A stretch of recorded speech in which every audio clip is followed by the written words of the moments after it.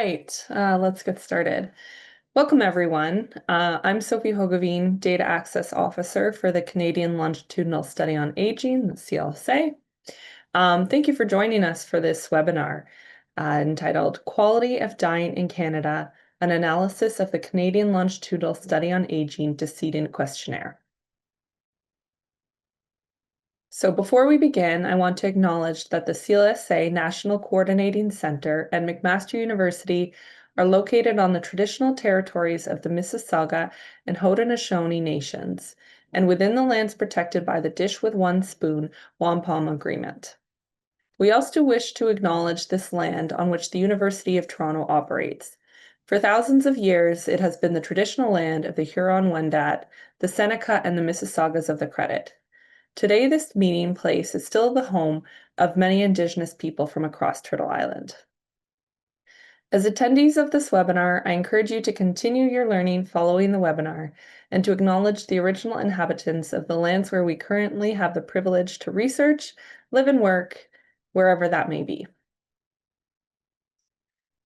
Before we begin, let's review a couple of housekeeping points. Everyone but the presenters will be muted throughout the webinar. If you need to change or test your audio during the webinar, you can click on the audio settings on the bottom of the Zoom window. At the end of today's presentation, there will be a question and answer session. If you have a question for the presenter during the webinar, you can post it in the Q&A box located in the bottom toolbar. The questions will be addressed at the very end of the webinar, and these questions will be visible to all attendees. If you have any technical trouble concerning the webinar, please use the chat box to communicate with our webinar team. A feedback survey will be launched at the end of the webinar, and we invite you to complete it after exiting the Zoom session. This brief survey provides us with important feedback so we can use to plan future CLSA webinars. Now, today's webinar is titled Quality of Dying in Canada, an Analysis of the Canadian Longitudinal Study on Aging Decedent Questionnaire. This webinar will be presented by Komal Aryal, a postdoctoral researcher at the University of Toronto and Mount Sinai Hospital. Komal is a dedicated researcher specializing in end-of-life outcomes for older adults, driven by a passion for improving care for vulnerable populations. Her doctoral work, conducted using the extensive CLSA dataset, provided critical insights into the factors influencing the quality of death and dying. Currently, as a postdoctoral researcher at the University of Toronto and Mount Sinai Hospital, she continues to advance this field, leveraging her expertise in quantitative methods and investigating AI methods in palliative care. So I'll turn it over to Komal now.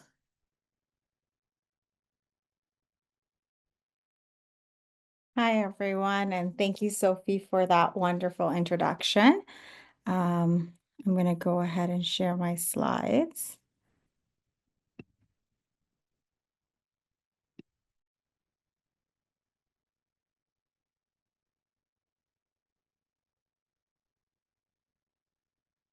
Amazing. Can everyone see my slides? Or if Sophie, if you can give me a thumbs up. Yep, looks good.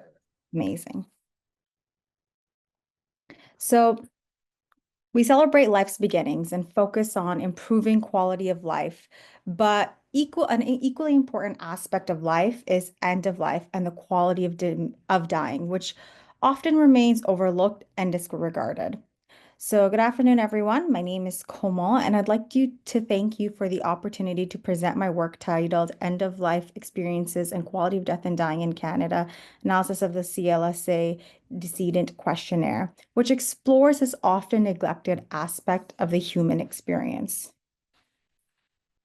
We see that death in Canada can be peaceful with dignity and autonomy. However, death may also be a journey with unmet needs, fragmented care, and a real struggle for dignity. Like Isaac Asimov said, life is pleasant, death is peaceful. It's just transition that's troublesome. And here's a brief overview of how we're going to really be examining this transition. I don't want to go into too much details about the overview, but it gives you kind of a roadmap of what we will be covering in the next hour. I want to begin with a brief introduction. I want you to meet a potential Bob, an 85-year-old diagnosed with colon cancer. He lived a beautiful life, married for over 50 years, and unfortunately lost his wife a few years ago. He has two wonderful children, and he decided to move into hospice when his care became intense. He is registered to be considered for medical assistance in dying, and he's waiting patiently. However, while waiting, he passed away, but he did pass away with a smile on his face. Now we know he lived a great life, but now when he was approaching end of life, there's some very important things to consider. First, end of life care should have prioritized holistic care and a comfortable passing. Hospitals still remain the primary site for end of life care, whether Bob received it or did not, or whether Bob was admitted or not. And additionally, end of life experience, they vary across provinces, individuals, and are influenced by factors like diagnoses, access to palliative care, as well as any sort of available resources. So, understanding that although some individuals like Bob may have had what seems like a smooth sailing passing, it's not the case for everyone. This variation and the increasing demand for quality of life, end of life care, it really does necessitate this reevaluation of end of life outcomes in Canada so people like Bob can all enjoy a dignified death experience. A primary outcome for my research and a primary outcome for end of life care is quality of death and dying. And it's in everyone's goal, just like how to achieve quality of life is a very important goal. It's equally important in the context of quality of death and dying. Quality of death and dying is defined as a complex and multifaceted concept encompassing physical, psychological, social, and spiritual well-being, which reflects the alignment between a person's preference and their actual death experience. There are four key components to quality of death and dying. First is physical comfort, which is effective symptom management, pain relief. Psychological, which is an emotional and mental peace, acceptance, and sense of closure. Social connectedness, which is meaningful relationships and support from loved ones when possible.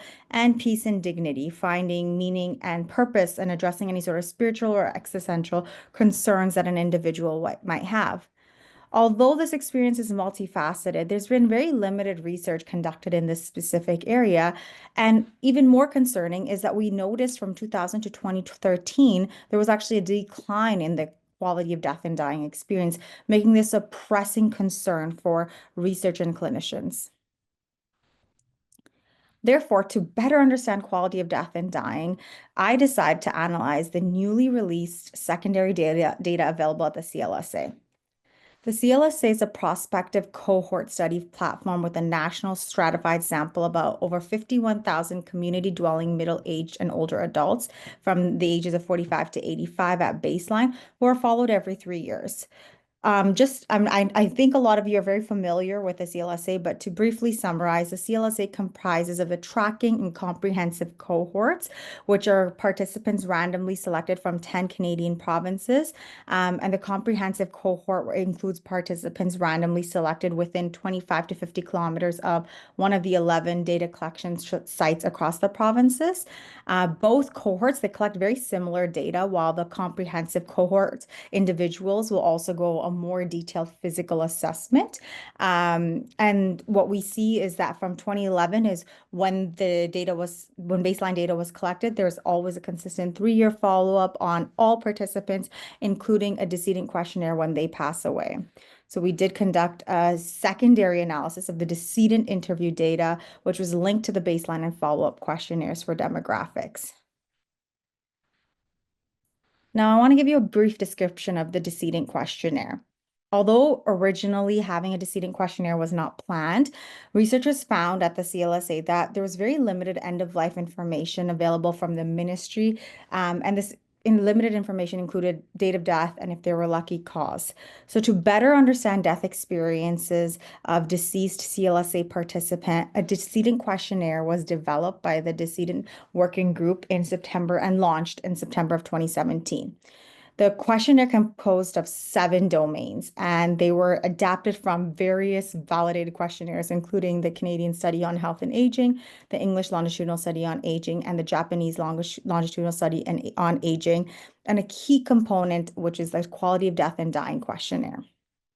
The process for data collection involved mailing next of kin or primary contacts that were identified by participants at baseline, or contacting those who had contacted next of kin who had contacted us at the CLSA, indicating that somebody had passed away that was a participant in our study.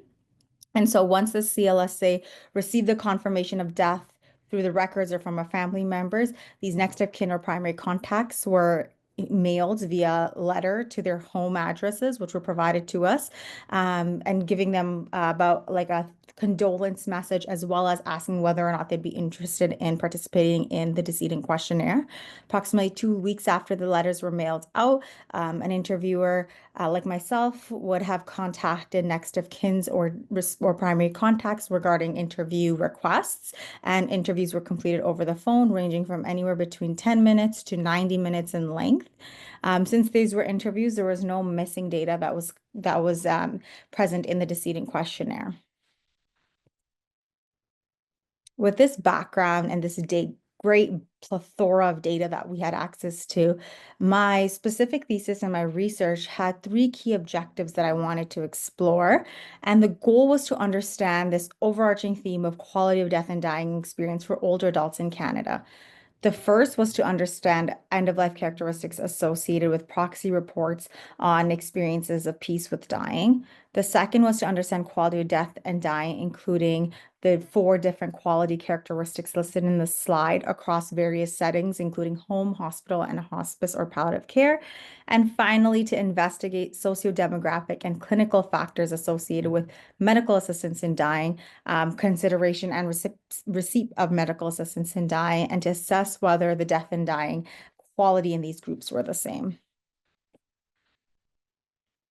The first study, which I'll be talking about today, is actually published in PLOS One, and explores peace with dying. Feel free to reach out if you are interested in having a copy of this study, or if you have any questions pertaining to this study.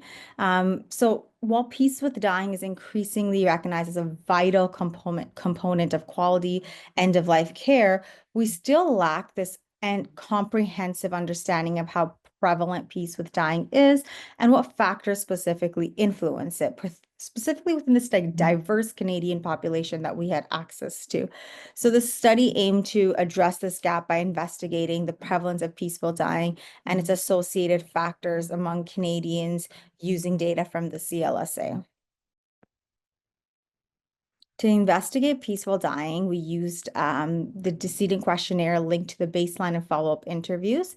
Peaceful dying, it was measured directly by asking if respondents felt that the deceased participant experienced peace with dying.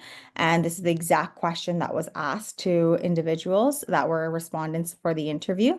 We assessed multicolon in terms of a statistical analysis plan. We assessed multicollinearity, assessed clinical and statistical relevant variables for our analysis, and we analyzed this data using descriptive statistics and regression analysis. We just felt that these methods were very appropriate for our research question, and I'm happy to talk about statistical methods after if anyone is interested, because our goal was to understand the prevalence of peace with dying, as well as which factors are associated with peaceful deaths. Oops. From this study, we found that at the CLSA, we had over 3,672 individuals who had passed away at the time that we received the data, and about 35% of those individuals had a completed decedent interview. However, 1 in 5 deceased individuals did not experience peace with dying. We also found that the likelihood of experiencing peace with dying was significantly higher for those which may be individuals which may be widowed, which could be the result of their ability to reflect on end-of-life experiences or deal with death so closely. Individuals that had an end-of-life substitute decision maker, and this might be because individuals are already planning for death, so they were more likely to be at peace with death because it was something they were thinking about, and those that were dying of cancer, who may also be prepared for death in terms of accepting their diagnosis and understanding that death may be imminent depending on what stage of cancer they were at. Although these findings are very interesting, there are a couple limitations that I want you to take away from this.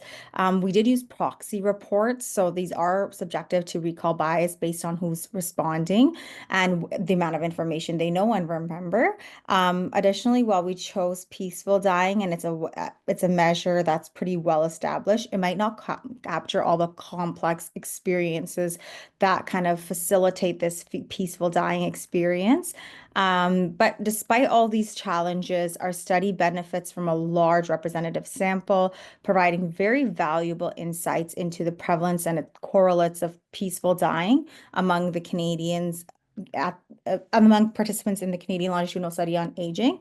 And these findings actually contribute to our understanding of end of life care needs and how they can inform any sort of interventions aimed at promoting a more peaceful and dignified end of life experience. So now that we understood peace a little bit better, we want to use the same data to see if we were able to understand location of death. Although a majority of Canadians we know prefer to die at home, many are still dying in the hospital. And although palliative care facilities have been designed to provide this better quality of end of life experience and try to mimic this home-like environment, and potentially even avoiding hospital deaths, we don't really know what the quality is in these respective environments when we compare them all among similar populations. So in order to understand this, we investigated quality of death and dying in various locations, and these findings have been accepted by the Journal of Palliative Care. So stay tuned for that. It should be released soon. So to investigate location of death, like I said, we use the same data. You can see here that from this specific table that approximately 80% of the total population either died at home, hospice, or PCU. And that was one of the key reasons as to why we selected those specific locations. Since we didn't have enough data for the other locations, we didn't really examine quality of death and dying characteristics in the other ones. To understand quality of death and dying questions, to understand quality of death and dying, we used 4 key domains from the quality of death and dying questionnaire that was adapted into the CLSA interviews. And here are the questions and the response options for your reference. To analyze the data, we employed descriptive statistics and generated descriptive summaries, calculated standardized differences, across the various quality of death and dying indicators, and we use Pearson's chi-squares to assess the differences. And we also use adjusted logistic regression in order to understand which factors are associated with dying in the various locations. We found that among the 1,287 older adults who completed a decedent questionnaire, approximately 17.2 died in hospice or PCU, 49% died in hospital, and 22.7% died at home. Those who died at home died in their preferred place most frequently. And we noticed that there was kind of a trade-off because those who died off in PCU or hospice, reported significantly lower levels of pain. So this trade-off that we see is between whether you want to die in the comfort of your own home or die with less pain based on our findings. We also found that there was an overall moderate quality of death and dying experience in all 3 locations, with hospitals having the poorest quality of death and dying experience, followed by PCU, but it was not very different from dying at home. We also found that dying in Quebec, dying of cancer, and using health services close to death increased the odds of a hospital death, and then dying of non-cancerous causes and using health services, dying of non-cancerous causes and using those services increased the odds of a hospice death. I'm so sorry, and the dying in Quebec and of cancer and having total physical impairment increase the odds of PCU or hospice deaths. This is very important because we do see that there are specific factors that are associated with dying in one location versus other, whether it be PCU or hospital. However, we did not find these associations when we looked at home deaths, and there was no specific indicators of who is more likely to die at home. So there are some key takeaways from that. And I do want to preface by saying this is somewhat of a gray area because there are limitations in that we need to keep in mind. So although we know that those dying in Quebec are more likely to die in PCU, we don't know if that's because there's a greater acceptance of PCU use or palliative care services use available in Quebec, or whether that's because of any sort of regional differences or preferences. So there are a little bit of challenges associated. There are a few challenges associated with drawing those conclusions. We also don't know if specific regions have better quality of palliative care PCU experience. Then that's the reason why we see better access to them. We also don't know if there was any palliative care use prior to home or hospital deaths and whether or not those influences are different based on using palliative care services before passing away in a specific location. But despite this, we were able to understand quality of death and dying based on location, given the limitations that we have in this capacity for the very first time. So acknowledging these challenges is important, but realizing that there are key differences between those who pass away in the various location and their overall quality of death and dying experiences is what makes this research super interesting. And the final subject area that I want to chat about today is medical assistance in dying. So we've been exploring the key aspects of quality of death and dying, whether it be peace, whether it be overall quality of death and dying based on location. Now, for my research, I really want to focus on a very controversial topic, medical assistance in dying, which have a lot of policy and ethical implications and a lot of ongoing debates on whether or not this is one of the most feasible and effective methods for end-of-life experiences for Canadians, especially older adults.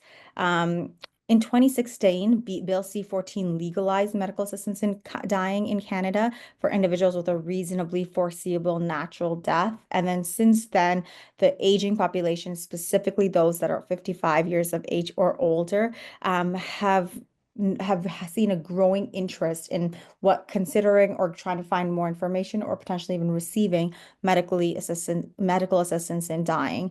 But we haven't noticed any sort of research done in Canada which explores this quality aspect. So is having the privilege of applying for or receiving medical assistance in dying, actually allowing individuals to exercise their wishes and improve their quality outcomes for quality of death and dying, which will allow us to better understand what we need to do in order to provide support or information for individuals that are seeking this as an end of life care pathway.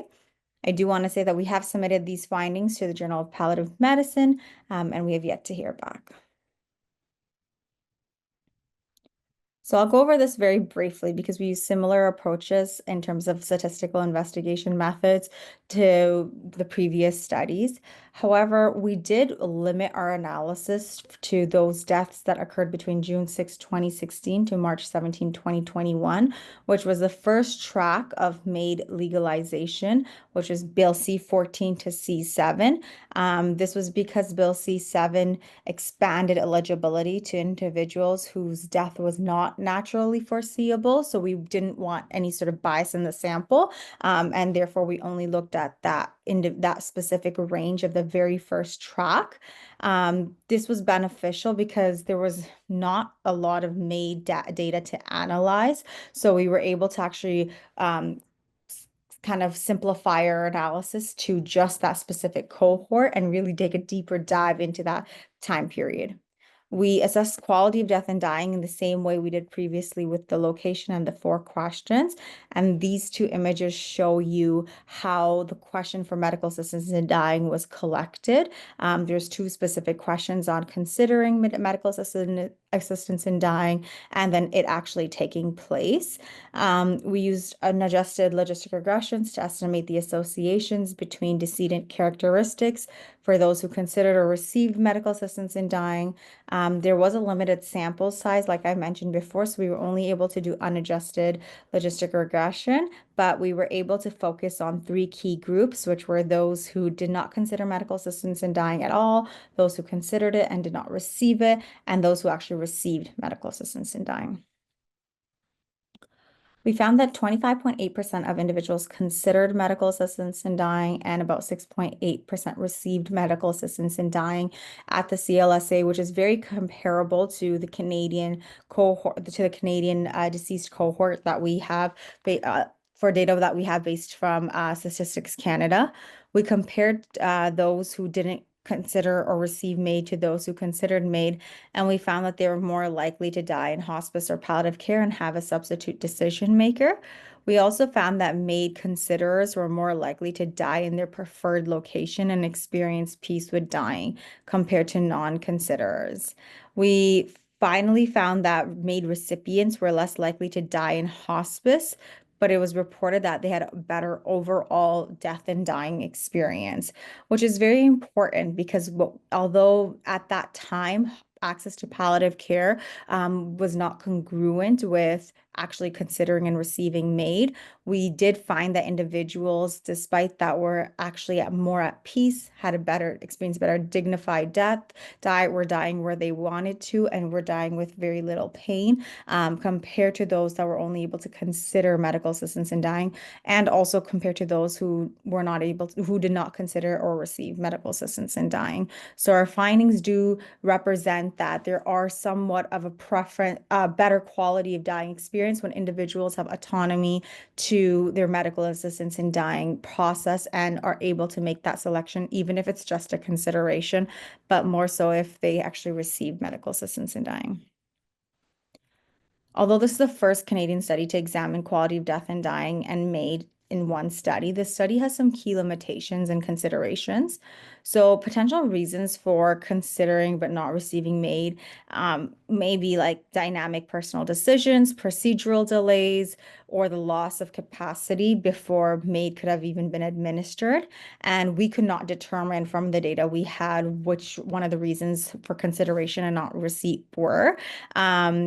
Or whether they were able, or whether they preferred it or unable to receive it for any other reason as well. So identifying the reasons why individuals who considered MAiD but do not ultimately receive it would potentially could potentially improve strategies for end-of-life care. We also use proxy reports, which may be subjected to interpretation by next of kin or of experiences that individuals might have had with the next of kin that they didn't want to share. So we are biased to that just one perspective. And we did not have a matched sample of decedents and next of kin, so we were uncertain about any sort of overestimation or underestimation of MAiD. However, despite this is the largest prospective cohort of older adults that we were able to use data from to understand medical assistance in dying. And it's been very informative in being able to understand clinical research and policy implications, which is what I'm going to talk about next. Through this research, I found that that understanding perceived quality of death and dying is very multifaceted. I want to start by speaking a little bit about the research implications. So firstly, we use novel data available at the CLSA, which is a nationwide representative sample of end-of-life experience. And we've been able to use this data to improve our understanding of quality of death and dying. When we think about next steps and how to even improve this research going forward, what we can see is using this data to understand individual experiences for specific larger samples or populations, such as individuals in rural community, Indigenous peoples, or individuals of lower income, to see if there is a similar quality of death and dying experience based on these subpopulations. And this will also allow us to investigate any disparities and access to preferred settings, quality of care, and peace with dying, which might allow us to build more equitable policies for individuals. We can also use these findings and factors associated with the high quality of death to inform prospective, potentially mixed method studies. So a lot of information such as why individuals, considered MAiD but did not receive it still is a gray area based on the results that we have. So using mixed methods might be able to answer those questions for us. We can also use when decedent data is linked with the ICS, which I think is in the works. We can see if we can do some predictive modeling to see which characteristics predict a higher quality of death and dying. And that might be informative in terms of using that as a clinical decision-making tool for individuals nearing end of life. And finally, MAiD, medical assistance in dying, is very novel. And because no one has considered MAiD as an outcome like directly, we can also think about prospective studies that look at various considerations of MAiD, but also various receipt of MAiD, right? And whether there's any sort of differences among those that consider and receive MAiD, but also those within the categories of considering MAiD, why they considered it, those that received it, why they received it, as well as those that neither considered it nor received it. Were there any reasons for those considerations? So expanding the research on medical assistance in dying and our understanding of these specific outcomes might allow individuals to investigate quality of death and dying for this population to a better extent. Some clinical implications and next steps are thinking about using this research to think about advanced care planning, where clinicians can engage in advanced care planning discussions with older adults to help them make informed decisions about their preferred place of death. Through, whether that be through interviews, we found that in our interviews specifically, family members play a crucial role in supporting individuals at end of life and even potentially after death. So clinicians should also encourage family involvement in advanced care planning and decision making, communication and training conversations such as formal communication skills should be a course or a method that individual clinicians can take on how to have sensitive conversations with older adults that are nearing end of life, as well as about their preferences, because having this autonomy and understanding of end of life does allow individuals to be more peace with dying.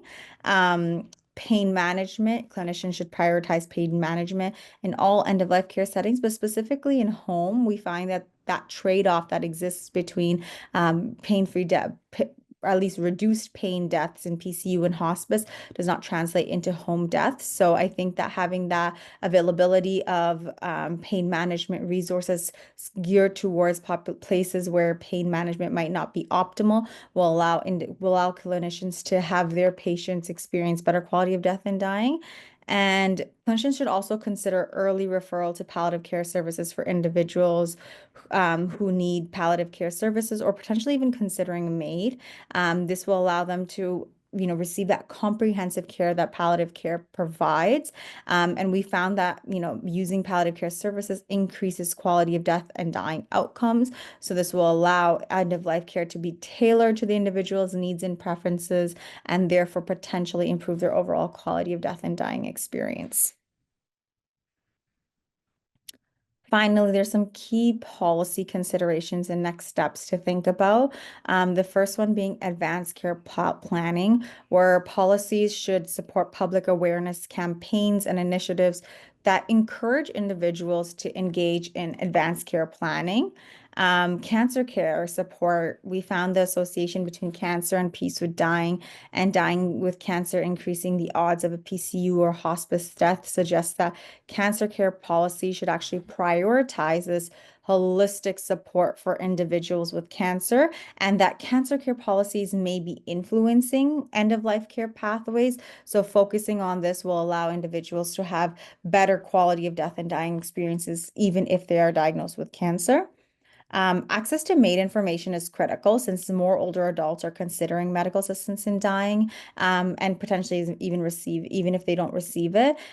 We really want to know that just considering it may allow you to improve your quality of death and dying outcomes.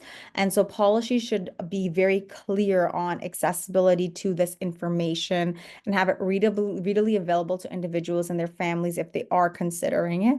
This may include, information about eligibility, the process, potential benefits and risks, but it's critical that if individuals are seeking this information, that they have that option to get more information and consider it, as it does potentially allow individuals to improve their overall quality of death and dying experience, whether they receive MAiD or not. So therefore, access to information should be something that policies should focus on.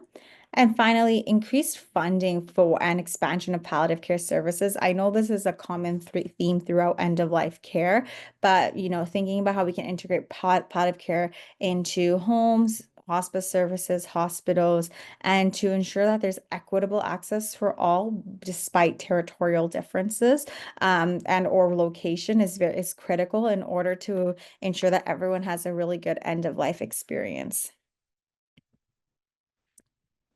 So now we come back and meet with Bob. When we reflect on his end of life experiences, Bob experienced a high quality of end of life because, as an individual who was diagnosed with cancer, who was receiving palliative care, and had the flexibility to consider medical assistance in dying, we know that based on our research, his overall experience was high quality of death and dying, because of his array of personal characteristics such as widowhood and cancer, as well as the services he had access to, such as MAiD and palliative care.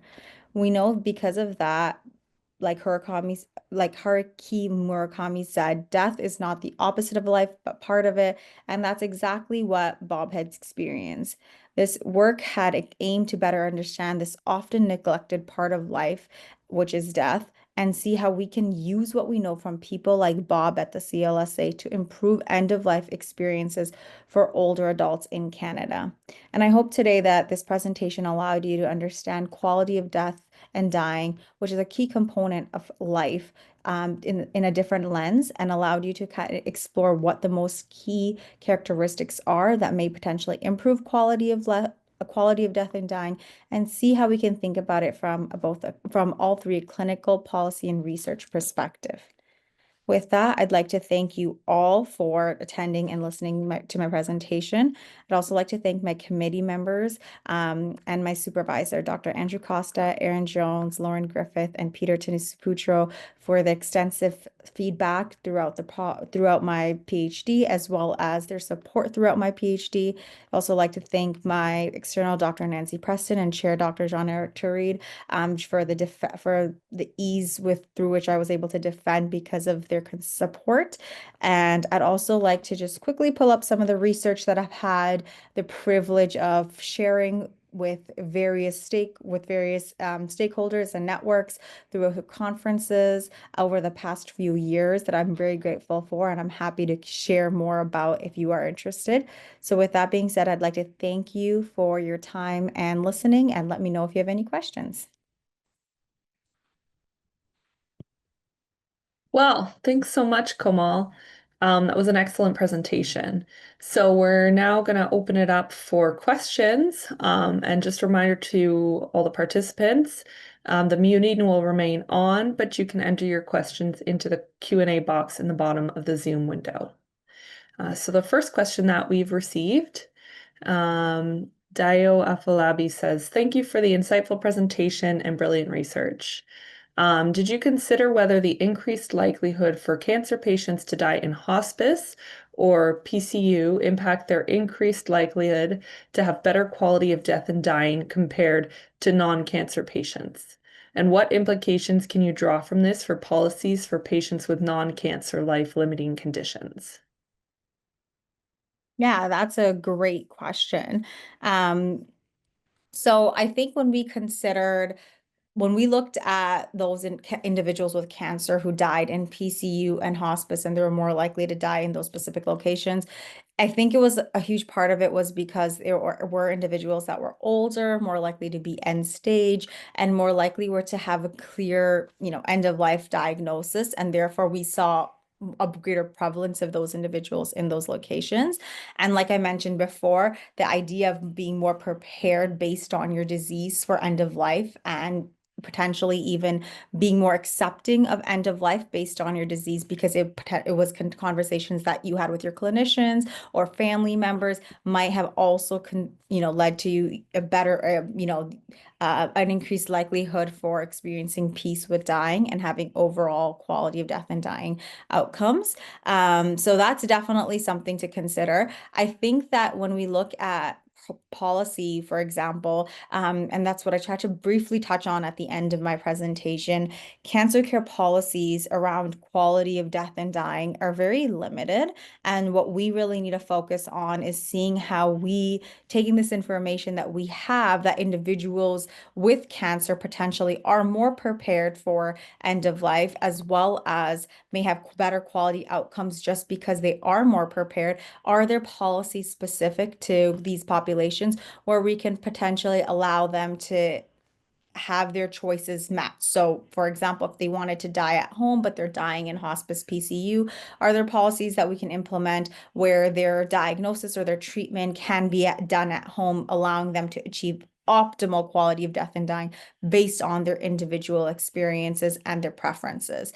And I do want to end this kind of a response by saying it is a very multifaceted experience, quality of death and dying. There's no one size fits all kind of approach. So each cancer patient might be very different. Each cancer patient might have different preferences or different quality of death and dying experiences. So the goal would be to be able to allow individuals that are prepared for death, are acknowledging of death, experience that quality no matter what situation they're in, but it's not always attainable, especially given the challenges associated with individuals with that kind of diagnosis. So I think policies towards quality of death and dying, specifically for cancer care patients, and seeing how we can improve that within home environments, and seeing what we can learn from that, because they are the ones that are experiencing better quality outcomes. Is there ways we can extrapolate that to other populations that might be non-cancerous, would be the next step in research. Thanks. The next question comes from Novarun Deb. Thank you for this amazing perspective. How does this research connect or extend to neurodegenerative patients, such as Alzheimer's disease or Parkinson's disease patients? The question about dying experience in the last week of life suddenly changes to the last 5 to 7 years of the patient life. Does the CLSA data identify neurodegenerative patients explicitly? Yeah, that's a fantastic question, and thank you for that question. So we do, dying of Alzheimer's or dementia is one of the causes of death that the CLSA reports. However, like I mentioned, we had a very limited sample size of 1,300 individuals, of which most of them were cancer deaths. So we didn't have enough samples to do more of a subgroup analysis on those with neurodegenerative conditions. And that would be a great policy or next step, along with looking at individuals from different demographic characteristics, is looking at, quality of death and dying experiences for those with different neurodegenerative conditions or other non-cancerous conditions. Unfortunately, I was not, because of the lack of data, or not the lack of availability of that data at that time that I was analyzing the data, I wasn't able to stratify based on that to draw any clinical or non-clinical conclusions on that specific patient population. However, my data cut was until 2022, and it's 2025 now. So I do believe that there's a significant number of decedent interview data that has been collected from that time till now that we might be able to use to understand neurodegenerative conditions for those nearing end of life and their quality outcomes. So I think that that would be the best next step, is to look at this as a research implication and use that data to draw those conclusions. Great, thank you. From Jackie Brinkman, I would be interested in how you define older. For some use of MAiD, such as with ALS or MS patients, might be younger. Does your research consider the experience of MAiD on spouses or family members and caregivers? Yeah, great question. So, you know what? I should refrain from using the word older. I know I do it a lot in the presentation, but it is an aging-based study. So when individuals are enrolled into the study, even though they might be 45, it is an aging-based study. So they're oftentimes referred to as older participants. You're right. The participants could age very variously between 45 to 85.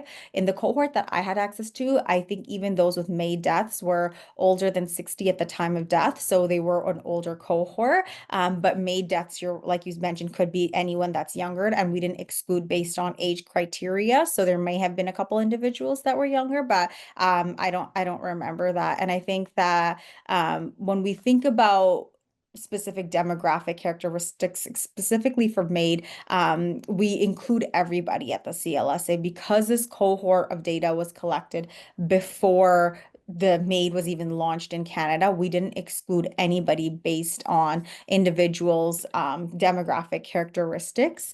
So that's one of the kind of, I guess, challenges as well as great things that we had access to for the CLSA. And sorry, Sophie, the second half of the question slipped my mind. No problem. Does your research consider the experience of MAiD on spouses or family members, caregivers, like those groups? Yeah, that's a great question. So, ours unfortunately does not have, and our data set does not have access to caregiver experiences on MAiD because what we find is that that's a whole separate questionnaire. And the goal of the CLSA was to collect information specifically on individuals and their quality of death and dying experience at the time of the interview. And we didn't want to make that questionnaire so long that individuals were getting exhausted answering those questions. So we tried to get the key data points pertaining to the end of life experience of this specific question of the specific questionnaire and that individual. So we did not, unfortunately, collect any sort of caregiver data, and that once again is a research implication going forward. I think would be very valuable in understanding overall quality of death and dying for an individual, to see whether caregiver implications had any sort of impact on end of life experience. Great. So a comment from Margaret Easton. This was very helpful. Thank you. Were you also able to identify characteristics of an unpeaceful and undignified death? So we did look at both. We looked at those that were associated with peace with dying and those that were associated with did not those that did not experience peace with dying. And when we looked at what we focused on our research was those that did not experience peace with dying in terms of a prevalence perspective. And then we looked at the characteristics that were associated with peaceful death in terms of associations. What we did find is that obviously it's kind of the same thing. It's those people that were more likely to die of cancer were obviously at greater odds of experiencing peace with dying and lower odds of not experiencing peace with dying. So it ended up being a double negative. So sharing those that improve that those factors that were associated with increased peace with dying made a little bit more sense in the way that we presented our data. But there were no specific factors that were starkly different for those that did not experience peace with dying, and therefore we didn't report them in our study. Like I said, that does not go to say that going forward, that's something that might not change with the greater data availability, but for now, we did not have that information. Great. From Vivian Megas, what is the requirements to get into palliative care and the wait time one has to wait to get in? That's a great question. So this varies. It varies by region. It varies by specific wait times in terms of how many individuals might be seeking that service. So I know that for some people, for some individuals, they have gone into, at least at the CLSA, or even locally, individuals have, waited only a few months potentially and received palliative care or have some sort of blended palliative care approach at home and in hospice or at home or in hospital prior to going to like a hospice or palliative care unit facility. So it does vary. Some people might wait a little bit longer. The goal with palliative care is to be able to allow individuals really close to death to have this kind of peaceful environment where they can create a home-like environment that has that 24-hour support for end of life care. But it really does vary by region, by physician, by location, by province. and even sort of for funding for these, beds and for these homes. So it's really hard to say that this is the exact wait time, but it really just depends on what region you are in. And if you are interested in learning more about palliative care, there's a palliative care resource which I can share with Sophie later, that I can, kind of direct you to, which kind of shows approximate wait times by region, and you can find your region and determine, what that wait time is for you. Thanks, Kamal. Mhm. Monique Benito says or asks, is there a reason why people dying in long-term care weren't included in this research? Yeah, that's a great question. There was about 99 individuals that passed away in long-term care. We don't, in the analysis that we were doing, we were looking at doing adjusted associations, and therefore to do adjusted associations, we'd have only been able to include, based on statistical rules, 10 specific characteristics to be able to conduct a logistic regression, and therefore we weren't able to actually draw any conclusions using statistical methods on such a small cohort, and therefore we excluded them from our first round of investigations. Like I said, there is more data available at the CLSA. So going forward, I think that including long-term care residents would be very, very helpful in understanding quality of death and dying outcomes for older adults. But at this time, we were unable to include them because of the limited sample size. Thanks, Kamal. And I would add, sort of from the CLSA perspective, it's a tricky, I mean, now as our sample gets older, more people are moving into long-term care, and it's sometimes tricky to follow them into long-term care.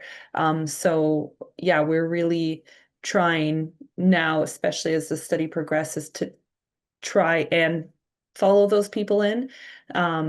But loss to follow up at that transition is also a problem for sure. So the next is not so much a question, but just a comment on the above from Judy Martin, um, especially with Alzheimer's. I think it's just highlighting the importance of looking at those long-term care populations, because people with Alzheimer's who could spend what could be years living in long-term care and not being able to eat on their own or know who their family is, etc. So that was a comment. Yeah. Um, And I also want to add, Sophie, to your point that CLSC actually excluded those that were in long-term care at baseline. So we didn't have individuals at baseline that were in long-term care. So it was individuals that died in long-term care, which would have been transferred over. So now right, the more individuals within the CLSA cohort are aging, like Sophie mentioned, and might be living in long-term care. We'll see more of those for research going forward. for sure. The next question, what challenges did you face to access the data? How long did it take to get the permissions? Oh, that's a good question. So I was able to access the data use as a student. So I used it for my thesis, and the CLSA does have the option to select like a MSc or PhD dissertation. They actually waive, I believe, the fee to access the data, if I'm not mistaken, for students that are using the data for research purposes. It did, I can't remember, but I do remember that anywhere from 6 to maybe 8-ish months. Sophie might have a better answer Yeah, I on can answer that. to get that data. So go ahead. Yeah, our timelines, we say generally expect 6 months. It could be a little bit shorter or a little bit longer. Definitely at least, I would say 4 months. Um, but yeah, it depends on um, after sort of we're done our process, how long it takes to negotiate the agreement with the other institutions. So um, yeah, the next question is for the significant increasing aging population, how can the targeted aging population access the advanced care planning team before they're in the hospital or dying at home? Thank you. Yeah, that's a great question.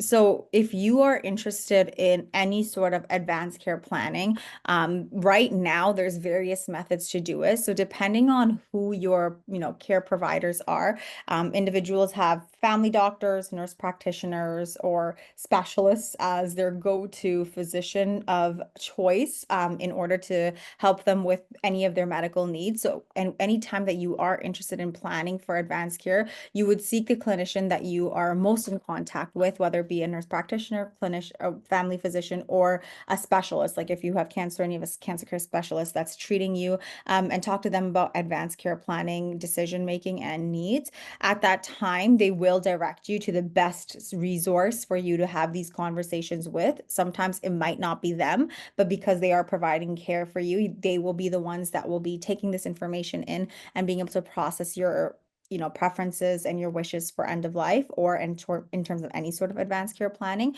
So I would begin with any of the clinicians that provide care to you most regularly, and then they'll be able to provide you with a guidance on what next steps to take and how to proceed with advanced care planning methods. So yeah, and if you are like not, if you're not comfortable with that individual, then feel free to reach out to anybody else within your health services team. So if you aren't comfortable reaching out to your cancer care specialist, but you are to your family doctor, or maybe even another family doctor at a walk-in clinic that you just want to have a conversation with. All physicians are trained to be able to have somewhat of an advanced care planning conversation with patients. So you're more than welcome to start with someone like that as well. Thanks, Kamal. One last question and then we'll close it out. A thought from Dayo Afolabi. I find it worrying that those who access MAiD were having better experiences of death and dying than the cohort average. Did they explore access to palliative care in the CLSA and how their experience in death and dying might be different versus those who access MAiD? Did they explore factors related to MAiD decedents having better experience of death and dying compared to those who did not access MAiD? And I think this question is getting at like unmet palliative care, Yeah. like need for palliative care. Yeah, so one of the limitations of medical assistance in dying is that in the very beginning, when medical assistance in dying was first launched, if you were in palliative care, you were not allowed to seek medical assistance in dying, which is the cohort that we had access to.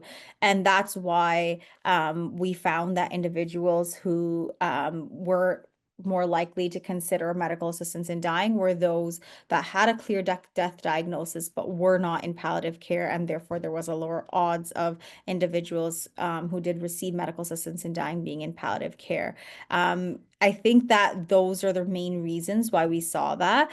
We did explore access to palliative care in terms of just dying in palliative care before receiving, or dying in palliative care and receiving medical assistance in dying, but we don't have information on whether individuals had palliative care services at home or hospital, or even before they entered hospice, and then they were transferred over to whatever location they passed away in. And we also don't have information on any sort of palliative care services outside of the palliative care unit for those that had access to MAiD. So these are all factors, I think, related to MAiD that we need to consider going forward. But the way that the questionnaire is set up, we don't have that kind of data available to us.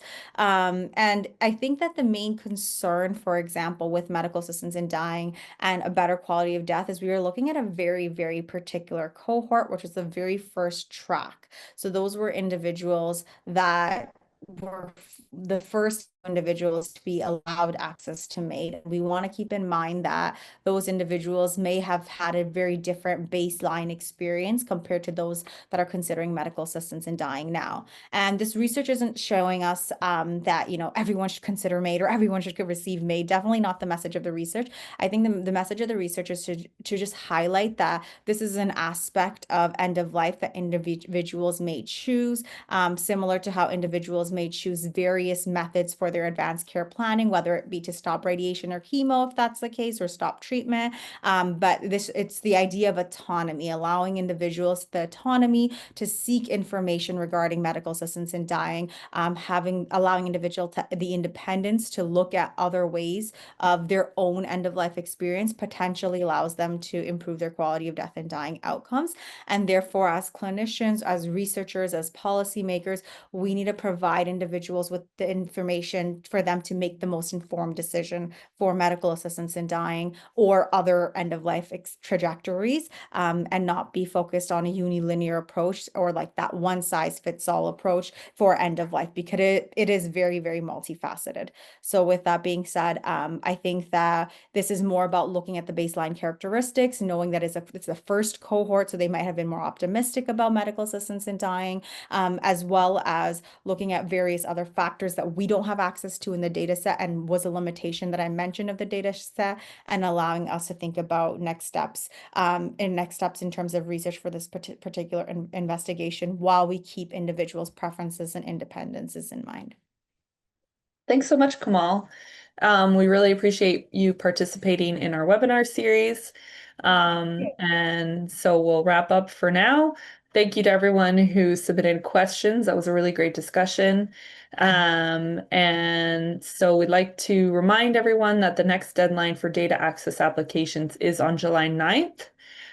So please visit the data access section on our website to review the data that are available and additional details about the application process. Also, a friendly reminder to all CLSA data users to keep us updated on any changes that affect your data access agreement. So that means if you've moved institutions or your research team has changed, your trainees graduated and moved to a new position, please let us know about those things. And you can always reach out to us at access@clsa-elcv.ca with any questions or updates. And yeah, so second last thing, in the chat, there's been posted a link to our anonymous survey. So please complete that upon exiting the Zoom session. And now finally, our next webinar showcasing the CLSA research platform, latest updates on data collection, data access, and Magnolia user enhancements will be presented on May 27th at noon Eastern Time by the CLSA principal investigators, Dr. Parminder Raina and Dr. Christina Wolfson, as well as myself. Our registration details are posted on our website, clsa-elcv.ca/webinars, and in the chat box here. And remember that the CLSA promotes this webinar series using the hashtag CLSA webinar. So we invite you to follow us on X at CLSA_ELCV. Thanks again, and I hope you all have a great rest of the day.